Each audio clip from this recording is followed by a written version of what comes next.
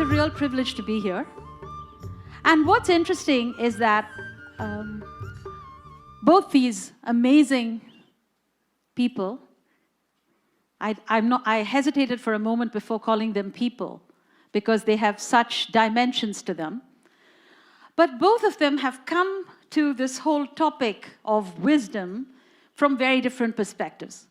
Dr. Chopra comes at this as a doctor, as a scientist, and a very eloquent seeker, and has sort of given us so much to think about, coming at it from a scientific basis and then moving into many more theories and thoughts.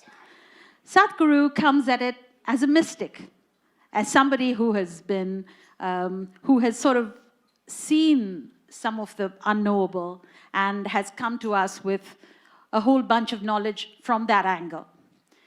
But essentially, the three broad perspectives, they say, and that's just to set a context, and then we can get into the questions, is number one, they say, look, you have to look at the world through a different prism. You have to change your whole prism through which you view your own life, is a broad theme. The second broad theme, if you like, and it ties all back into modern wisdom, the second broad theme is that if you were able to do that, you would have unimmeasurable benefits for the body, and Dr. Chopra has been the expert in talking about the body, and Sadhguru as well, for the mind, because how you experience life is who you are, and then that creates a ripple effect because it makes you better people, and then you could create a better planet. So that's theme number two.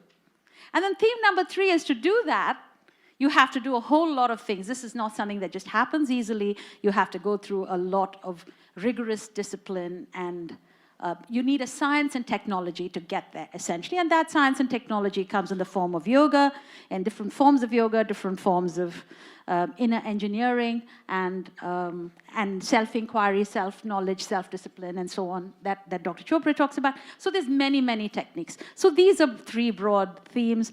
Has your own thinking changed over the last, I mean, you both have been talking about variations of this topic for a very long time. Could you just tell us, has that changed a lot? Can you both take that question?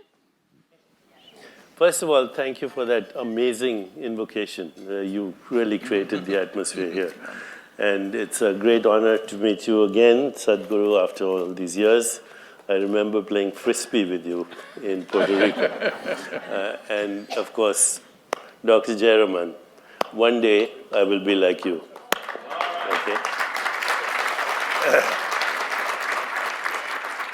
So yeah, my thinking has changed in the sense that when I started moving out of mainstream so-called scientific thinking, I was trying to establish in my mind the connection between mind and body.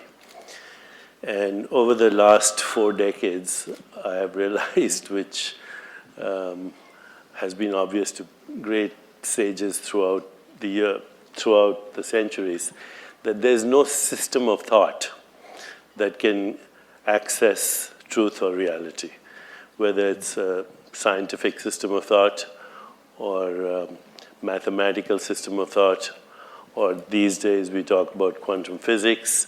None of these systems of thought can give us the experience of reality, because reality is beyond thought. Reality is inconceivable to the mind. These systems of thought, even scientific systems of thought, create models of reality. Not reality, but models of reality. And we have faith in them because once we understand the model, we can create technology. So we can create jet planes and bombs and mechanized death and internet and all the wonderful things. So we think science gives us access to reality. But even science is an activity in something that is not mind, that is not matter.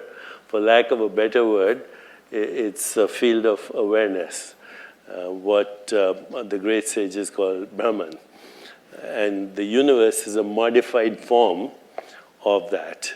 Your mind, your body, and the universe out there is all conceived, constructed, governed, and the becoming of a non-local, inconceivable, dimensionless reality which is not in space and time.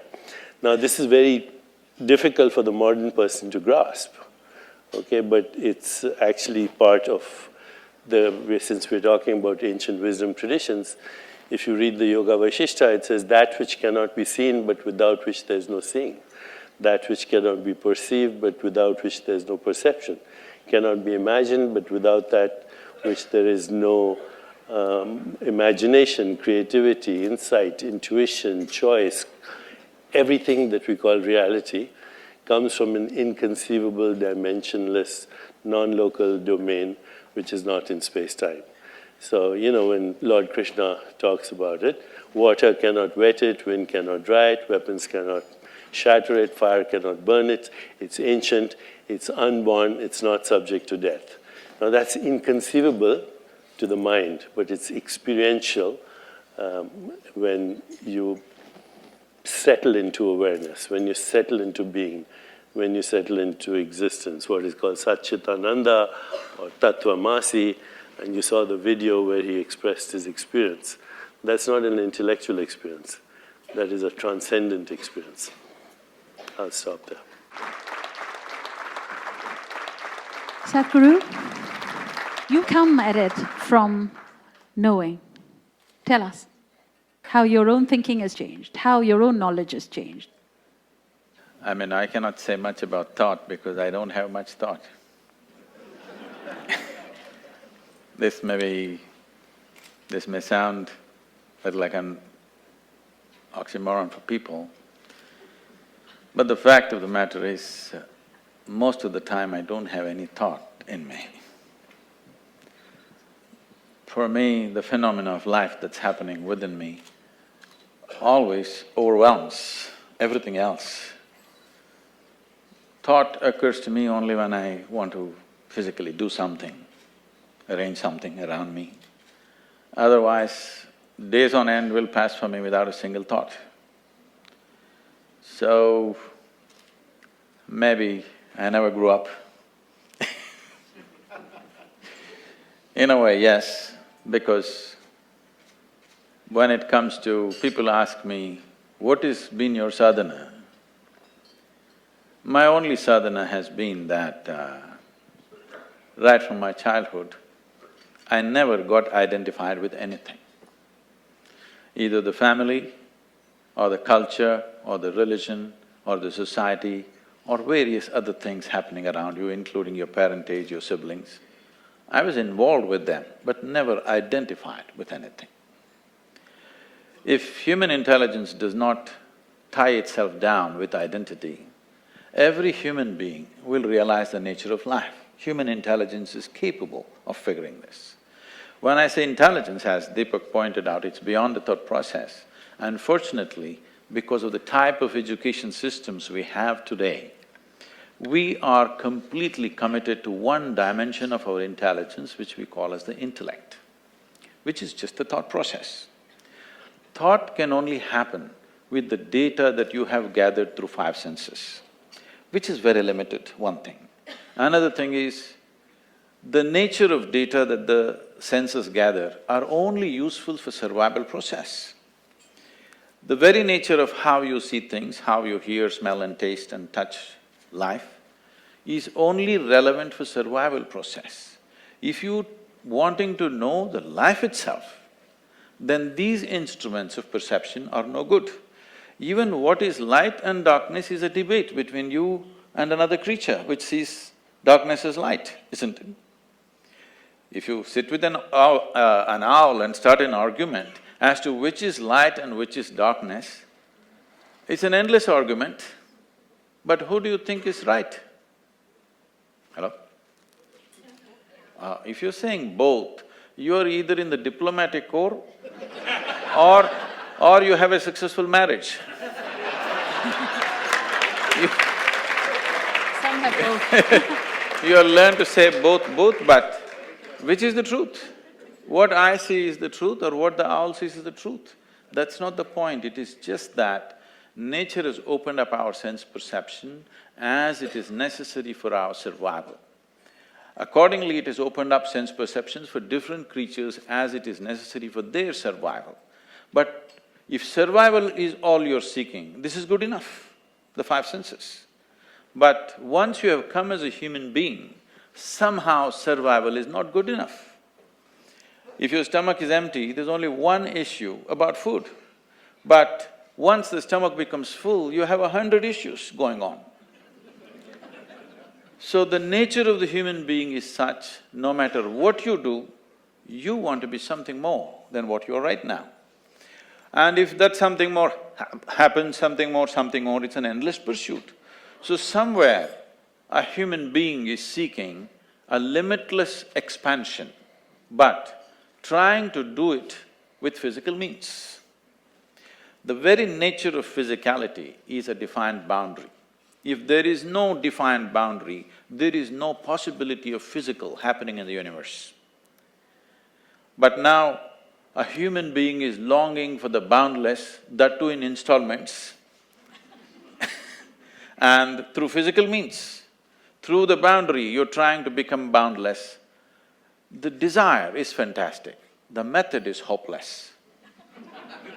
Because the moment you identify yourself with something, your intellect's work is just to protect that identity.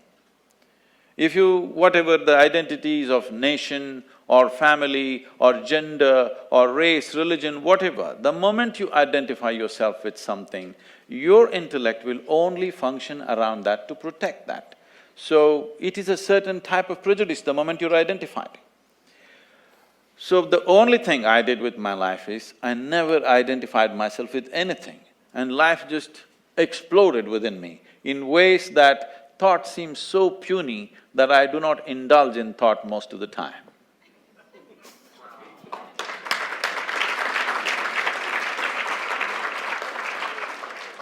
You know, what you're saying, for all of us here, in some way, shape or form, we all pride ourselves on thinking human beings.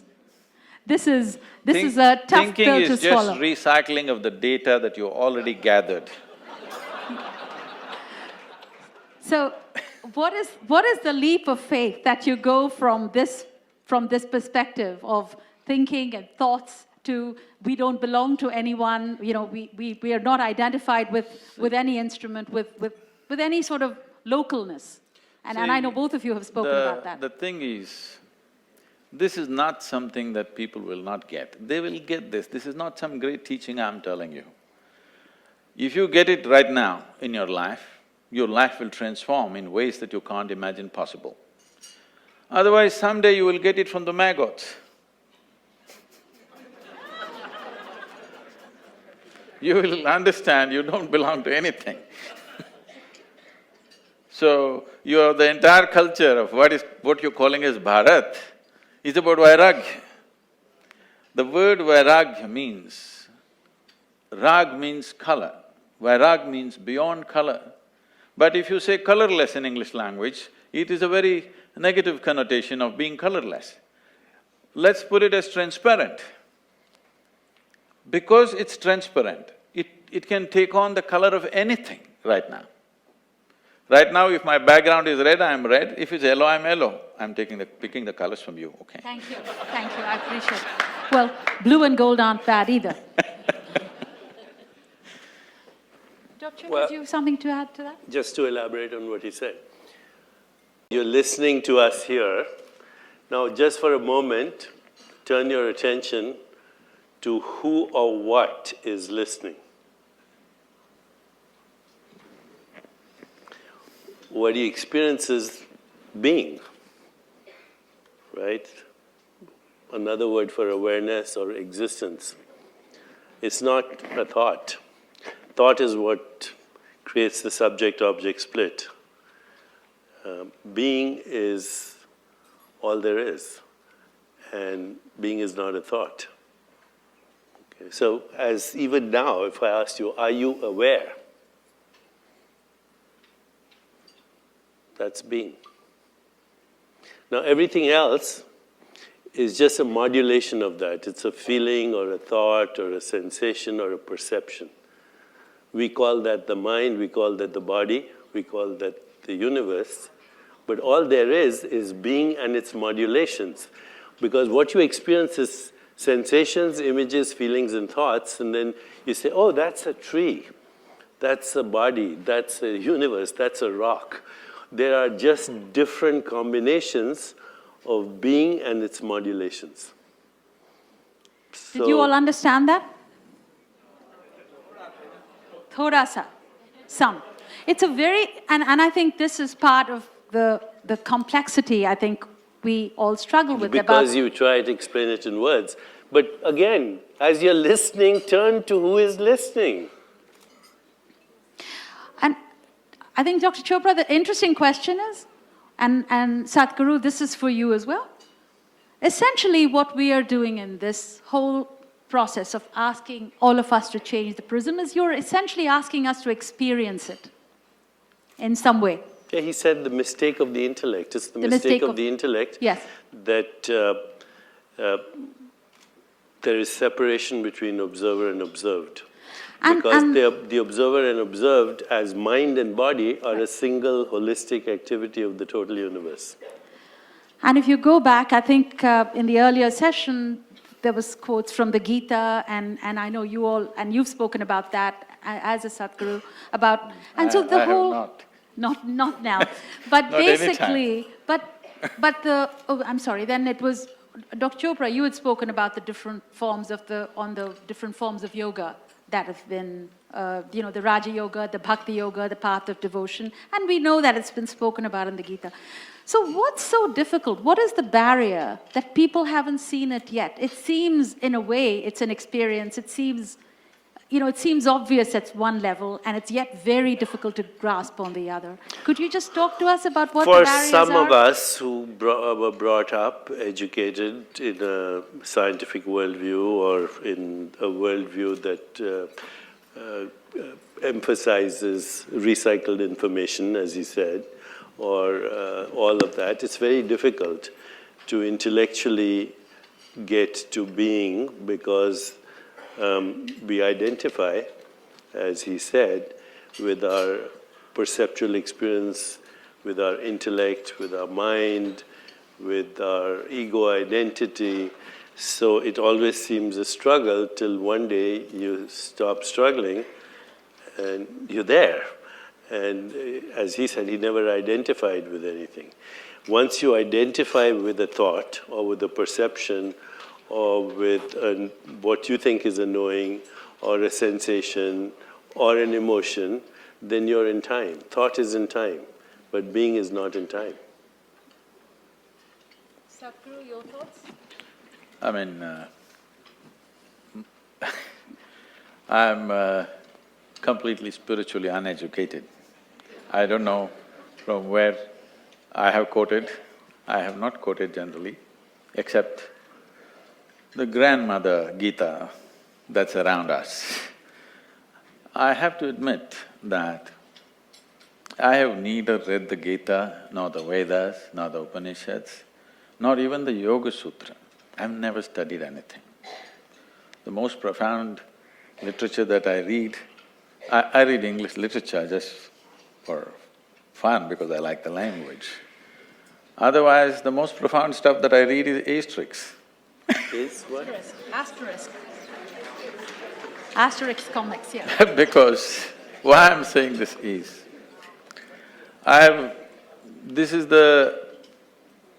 this is what it is. For example, a modern scientist is trying to mathematically deduce the reality. Everything has to fit in to his math, and he will deduct everything and say the entire universe is one. But it's not in his experience. A religious person will say, God is everywhere, so everything is one, but it's not yet in his experience. He believes. One is making deductions, another is believing. A yogi is a hard nut who doesn't believe anything, who doesn't want to deduce anything. Unless it becomes real within him, it's not real for him. So, because of this approach, I never found the need to read anything spiritual. If I read something, it may be a news magazine or literature or something else, but never anything spiritual, because I never wanted to clutter my own clarity with anything outside. And the only thing, the only and only thing I know is, I know this piece of life from its origin to its ultimate, and that's all. Because you know this piece of life, by inference, you seem to know everything else. Today there is a certain theory coming out which is called as the constructional theory. What they're trying to say is, whether you take an amoeba or a human being, whether you take the atomic or the cosmic, the fundamental design is same. It is just the sophistication and the complexity is multiplying. So if the fundamental design is same, if you want to know the entire universe, you just have to know this. And this is the only thing that's available to you, accessible to you. When I say this is the only thing available and accessible to you, see, right now you believe that you can see me sitting here, but that's not the fact of the matter. The fact is, light is falling upon me, reflecting, going through your lenses, inverted image in the retina, you know the entire story. So if you see me only within you. If you hear me only within you. Whatever ever happened to you, light and darkness happens within you, pain and pleasure happens within you, joy and misery happens within you, agony and ecstasy happens within you. Right now if I touch your hand, you think you're experiencing my hand. No, you're only experiencing the sensations in your hand. Or in other words, the entire human experience is happening within you. The very seat of your experience is within you. What is happening within you, at least you must be able to determine. What is happening within you must happen the way you want it. If what happens within you happens the way you want it, suddenly your ability to create what you want to happen in the world also is tremendously enhanced. Not because you know the world, because you know this. This is why realization was held as the biggest thing. You must understand it's realization, it's not an achievement, it is not an attainment, it's a realization. Realization means it's always there. I was stupid enough not to see it, suddenly one day I saw it. That's what realization means. Never we said any inner things or accomplishments or achievements, they are not any kind of peak climbing. It's just a realization, it's always been there. It was always been there to see. So everybody is quoting Gita, let me also quote. At some point it seems Arjuna asked, I don't know, it's been whether made up by somebody, it's really in Gita, please correct me if it is so. It seems Arjuna asked that, where is this truth that you're talking about? This intangible, unperceivable truth, where is it? It seems Krishna laughed and said, it's at the tip of your nose. Now there are many schools of yoga which are intensely focusing on the tips of their noses and getting headache. Try and see. What he is trying to say is, it is the most obvious thing. The most obvious thing, if you pay attention to your existence, not to your thought, not to your emotion, not to the arrangements of life that you've made around you, if you pay attention to the nature of your existence, it is the most obvious thing. It's at the tip of your nose is a metaphor in India that it is the most obvious thing. But by focusing on the tip of the nose, enlightenment will not happen, headache is guaranteed.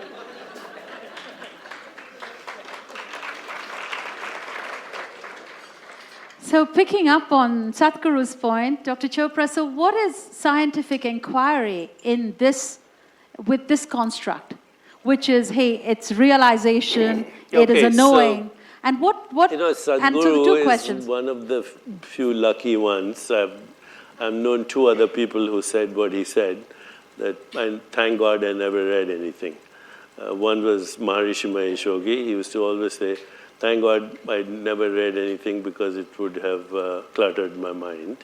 And the other was Krishnamurti. He would say the same thing, that, you know, the more you read, the more you clutter your mind. And he also would say, I've never read anything. So that's unusual. He happens to have fallen into existence because he fell into existence, okay, or awareness, or whatever you want to call it, being. I was not, I struggled, okay. I read all the scientific literature, medical literature, psychology, Jungian psychology. I read the Bhagavad Gita, every single translation. I read Rig Veda, I read Yoga Vasishtha, I read Kashmir Shaivism, Vedanta, all of that. No, you shouldn't, your mind will get cluttered. So at this stage in my life, I also want to know what they said in the past. Yeah, well, they said what you're saying. I mean, they said exactly what you're saying. But for me, as a person who had been trained to look at things scientifically, it was both a struggle and a need, because reality is not a map, and yet science gives us maps. The Yoga Vasishtha gives us a map, Patanjali gives us a map, the Bhagavad Gita gives us a map. Some of us need maps. Okay, if I'm going from here to Boston and you give me a map, a road map or a contour map or a sea map or an air map, and I take the road map and I get to Rhode Island and it works. Now I get this. I think the reason why I didn't read the maps is, I met someone who was a GPS. That's good. But GPS is also a map, right? Sadhguru, I thought you said GPS is the guru positioning system. Yeah. It's your term. So once you use a map and it works for… the map seems valid from here to Rhode Island, then I assume, poor me, who's not had this experience of falling into the place of no thought, then I say, if the map is working up to here, maybe it works from here to there as well. So it's a kind of a psychological validation. And I'll just stop in a moment, but for the last 10 years at our center, when we teach people to sit in reflection, contemplative self-inquiry, or transcendence, or take them through what we call the wheel of awareness, vipassana, or body awareness, or awareness inside the body, or awareness of mental space, we've been doing it now for 25 years. But last 5–10 years, we've been able to look at the brain, we've been able to look at gene expression, we've been able to look at cell markers of aging, telomerase, telomere length, we've been able to look at what are called inflammatory markers. In other words, everything that's happening in the body at a biological cell level. 23,000 genes, 3.3 million bacterial genes. Actually, your body is more bacteria than it is human cells, the microbiome. So we're looking at those genes, and then we're looking at what is called the epigenome, which is the shell of proteins outside the genome, and how these work together. And what we are finding is remarkable. In the beginning, nobody would believe us, but now we have collaborations with Harvard, UCSF, UCSD, Scripps, with digital technology, with Duke University, with Mount Sinai. We can look at a blood sample, and we can tell you, just by looking at the blood sample and the gene expression, if you're experiencing samadhi occasionally or not, if your mind is quiet or not, if you're falling into the place where he Even has… whether our parents experience this or not. Parents too. In fact, the epigenetics shows that your experiences now, which are not in your brain, by the way. Everybody says, my experience is in my brain. It's not in your brain. Your experiences are not in your body. Your experiences are in a non-local consciousness, which is not in space-time. But whatever, that's a whole different discussion. But we can now, in fact, our collaborator, and this is a joke actually, but it tell you where science is. One of our collaborators, who's Eric Schott here at Mount Sinai, he does genomic expression, he does RNA transcription, he looks at what is called the transcriptome. And he showed a slide. He says this is a genetic signature of people who are experiencing samadhi. And these are people that he had studied at our center. So somebody asked him in the audience, they said, Dr. Shah, do you meditate? He said, no. He says, are you going to learn? He said, no.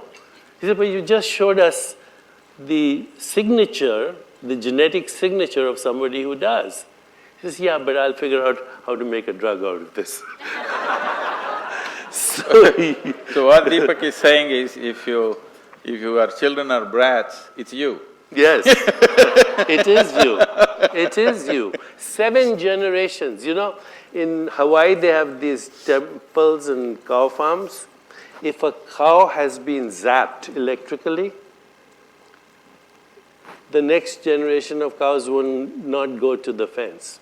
They already know it's electrical and they might get shocked. Okay? Then the following generation. Now, people have done experiments right here where you take mice and you have them smell wintergreen, which is a very pleasant smell. Then they get mild electrical shocks. The next 7 generations of mice will be scared by smelling wintergreen. So, this is the first window that's opening into what we call sanskaras or vasanas. You know, you have 2 identical twins and they have the same genome. In fact, exactly the same genome. But they're not the same people, right? They have different, mother will tell you that they have different personalities. Where is the seat of this personality? Where is it coming from? This is why science opens the window to what people already knew, actually, in our tradition. And it's interesting that even if science opens the window, and I think both of you have said it in different ways, that it's just a very small, you know, it's still like, boiling the ocean in a kerosene stove, because science can only go so far because there's so many forms of knowing and so many forms of seeing, as you have said. So it's a challenge, I imagine. Even science is a series of realizations, okay? I mean, science is not outside of this. Science has evolved because of series of realizations, but happening in small spurts, not grasping the entirety of it, but in bits and pieces, realization and realization and realization, this is what it is. We say he discovered something, but what it is he observed something. He realized that this is the way it works, some aspect of it. And knowing the physical dimension of how it functions allows you to do many things with the physical world, which you see in the form of technology today. Very important thing though, but science has now brought us to what we call the portal or the door of the sub-empirical. And the sub-empirical is less than 0.01% of the unmanifest, which is scientifically unknowable, not unknown, unknowable, because how do you measure something that is totally unmanifest? It's not in space-time, okay? So once you get beyond, I think if I can elaborate on this for just 1 minute, the 2 most open questions in science today, there are 150 open questions, but the 2 most open questions, number 1 is, what is the universe made of? And the answer is we don't know, because 96% of the universe is invisible, what they call dark energy, dark matter, but it's not, those are words. They don't know exactly what it is. One is expanding the universe, one is contracting the universe. Dark energy, 96%, that leaves 4% of the universe, which is atomic.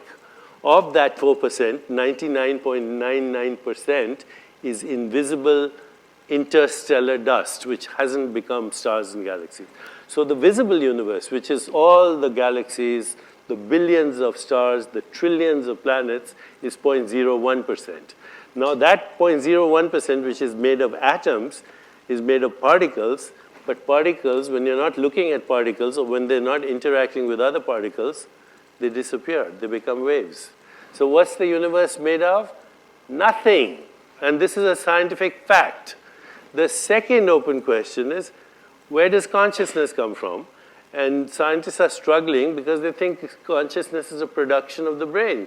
Just like, bile is a production of your gallbladder, or acid is a production of your stomach, pancreatic juice is made by your pancreas. Oh, so consciousness made by the brain. So they keep struggling. This is called the hard problem of consciousness.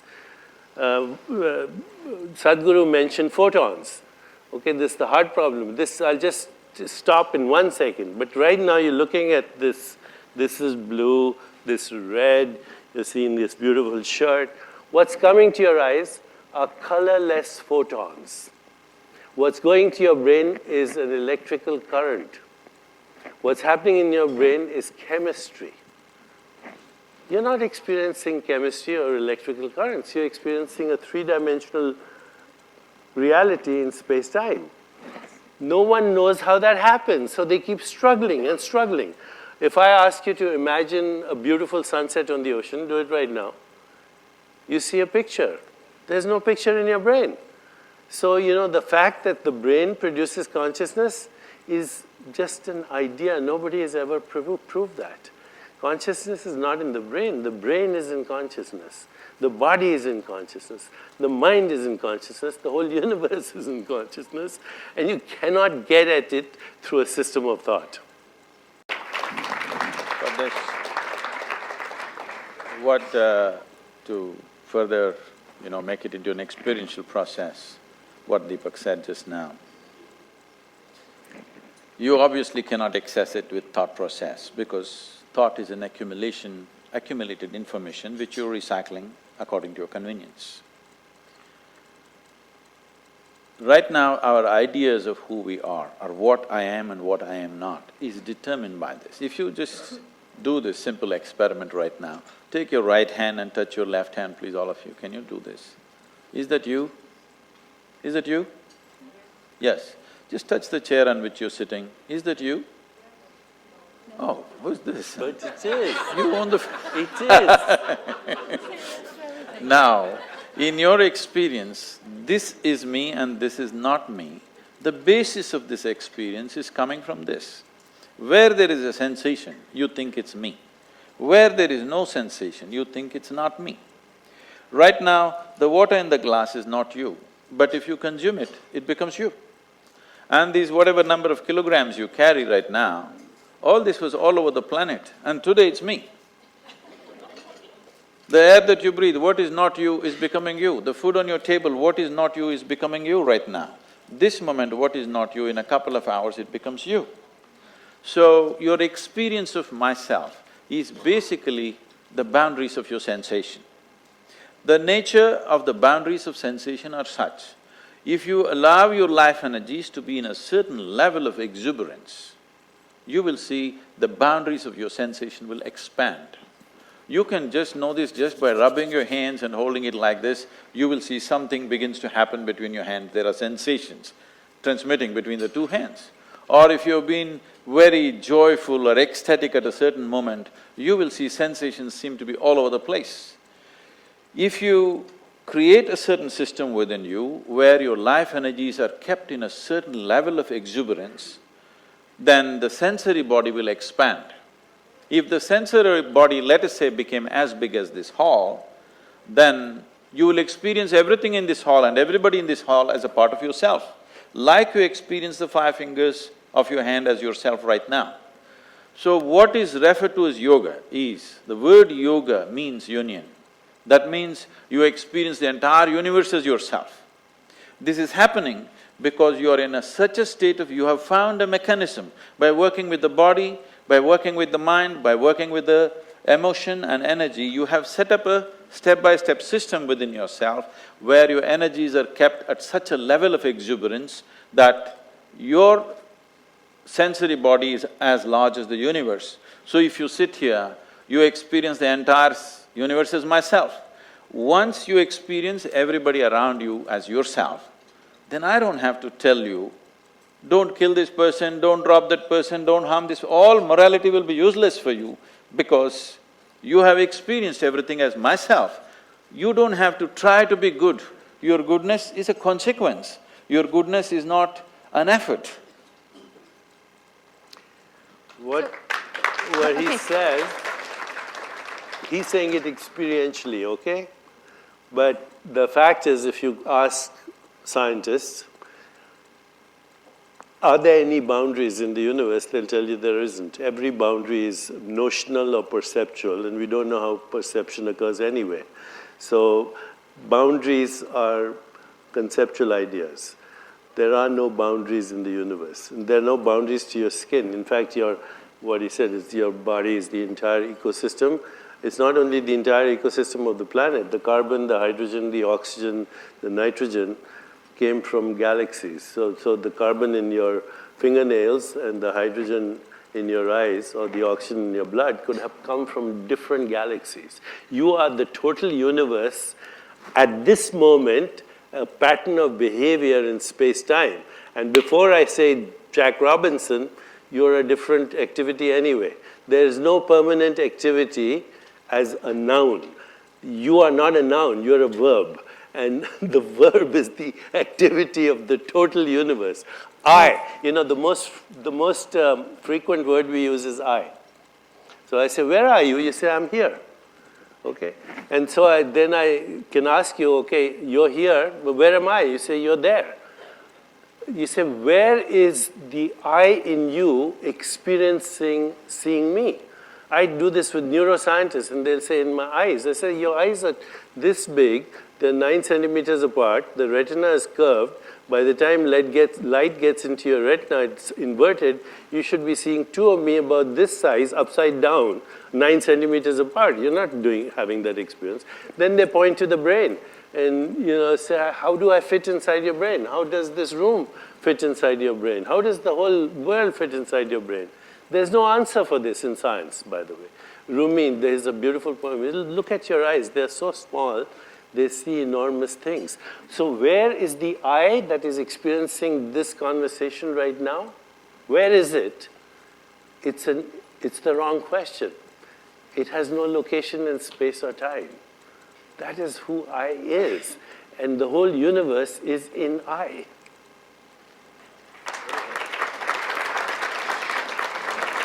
So just let's wrap up this segment of the discussion.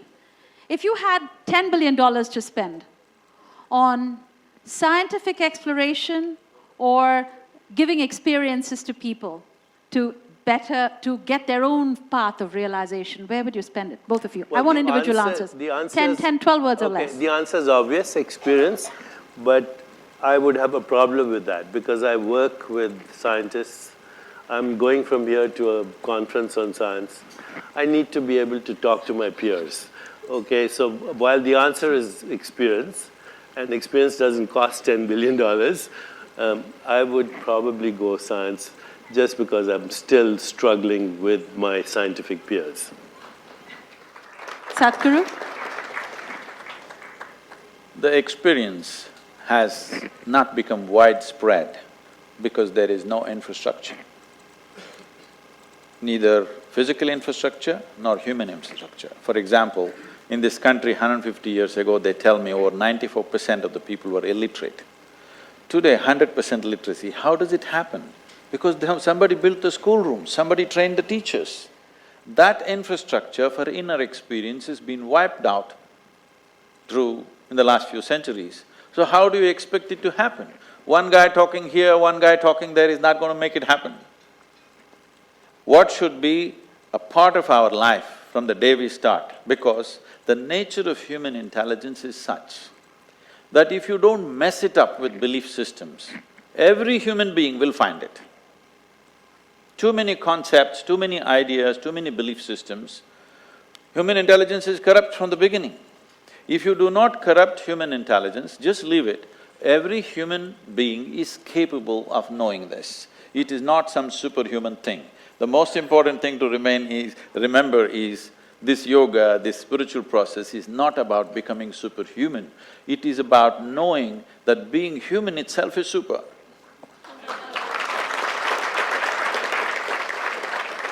What's your definition of success? Success is the ability to love and have compassion. Success is, to some people, the progressive realization of worthy goals. Success ultimately is knowing who you are. Sadhguru? If you can be blissed out no matter what's happening around you, if you can be involved and still not be affected by what's happening around you, not by removing yourself, you're absolutely involved but untouched by the process of life, I think that's success. second question, where we'll go a little bit into the world phase. What advice would you give Angela Merkel today? Compassion or sovereignty? It's obvious, compassion. There's no such thing as sovereignty. I think all nationalism is a sophisticated form of tribalism. I think your essential being has no religion, no race, no gender, no assumed identity. It's pure consciousness. So obviously I would say compassion. Let them all in, the migrants here. Being a very big economic force, what she's managing right now, I would say if they do not invest in conflict, we won't even need their compassion. People will be fine by themselves. You should stop investing in conflict. I have heard people going to Sudan and trying to stop conflict there, conflict here, leave all this. You know who is supplying the guns, you know who is supplying the ammunition. Every day you see these terrorists or whatever shooting in the sky, obviously there's no dearth for ammunition, isn't it? They're not even shooting at the people. They have lots of it, they're shooting the sky. So obviously, someone is continuously supplying. We know where it is manufactured. I will give you the addresses if you want. Just stop it. Stop the supply of ammunition. You can't take away the guns, all right? You can take away the ammunition. At least hacking down people, they will get tired at least. Right now, there is powerful mechanisms to do this. So if you do not invest in conflict, if you do not invest in creating problems in the world, we will not need your compassion.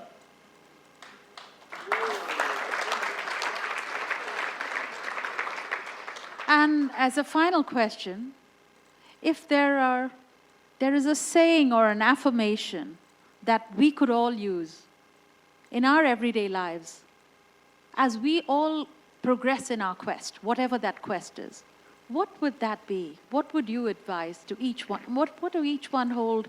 Would you like to share with us? Might seem very banal. Take it easy. Easy come, easy go. That's my epitaph. There is no need to believe or disbelieve anything. What you know, you know. What you do not know, you do not know. If this one thing comes into every human being, everything will run smoothly around us. Thank you both. Ladies and gentlemen, let's give a very big hand to Sadhguru and Deepak Chopra.